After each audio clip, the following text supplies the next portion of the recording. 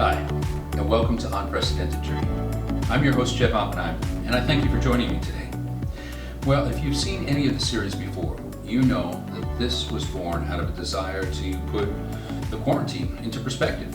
But more than that, it was my own desire to use this time productively, perhaps as the most productive time I've ever experienced. And so I started reaching out to friends and experts, and I decided to do it, well, like I do it.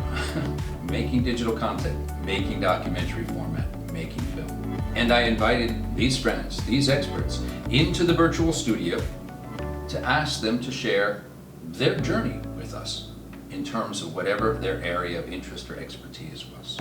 Now, many of us have made a list of things we were going to do during this time. I know I did. And on that list, one of the many things that I put there that I just never seemed to have enough time for is reading, let alone writing. Reading for me had become something that was connected to projects, research that I was doing for a new documentary, or some new client, or some new work I was doing. But where to find new works? Where to build that ritual of reading nightly back into my program? This offered the perfect time to go back onto my bookshelf and find works that I haven't read in a very long time. Don't let the size of it throw you. How about just taking a sonnet, just his sonnets alone, and doing one a week? Reading them, you're living with somebody, to each other, and trying to understand them together to see if they had any wisdom that you could relate to for your life today.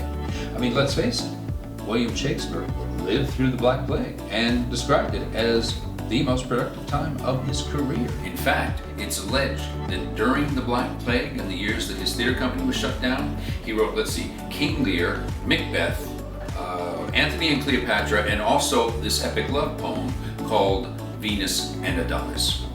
Talk about productive. The other thing, I went back onto my bookshelf to find books that I hadn't parted with for some reason, but I hadn't gone back to reread. Well, at least until now.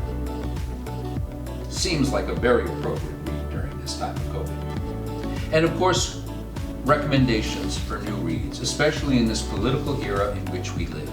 And I thought, this was recommended to me, Hillbilly Elegy by J.D. Vance.